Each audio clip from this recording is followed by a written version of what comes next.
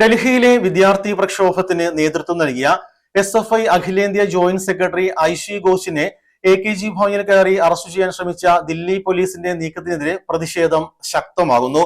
സംഭവത്തിൽ പ്രതിഷേധിച്ച് വണ്ടൂരിൽ DYFI SFI പ്രവർത്തകർ പ്രതിഷേധ പ്രകടനം നടത്തി.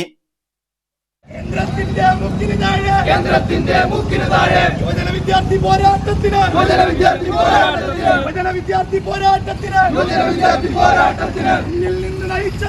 മുന്നിൽ നിന്ന് നയിച്ചതിന്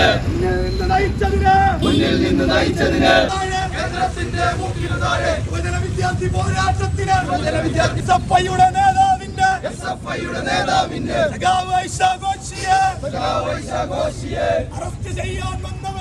അറസ്റ്റ് ചെയ്യാൻ വന്നവരെ കേന്ദ്ര സർക്കാരിന്റെയും ഡൽഹി പോലീസിന്റെയും പ്രതികാര നടപടിക്കെതിരെ കടുത്ത അമർഷമുയർത്തിയാണ് വണ്ടൂരിൽ DYFI SFI പ്രവർത്തകർ തെരുവിലിറങ്ങിയത്.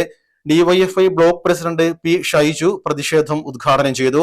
ഈ സമരം അവസാനിപ്പിക്കുമ്പോൾ ഡിമാൻഡ് അംഗീകരിക്കുന്നത് ഈ സമരത്തിൽ പങ്കെടുത്ത വിദ്യാർത്ഥികൾക്ക് നേരെ ഒരു കേസെടുക്കില്ല എന്നുള്ളതാണ്, ഈ വിദ്യാർത്ഥികളെ അറസ്റ്റ് ചെയ്യില്ല എന്നുള്ളതാണ്.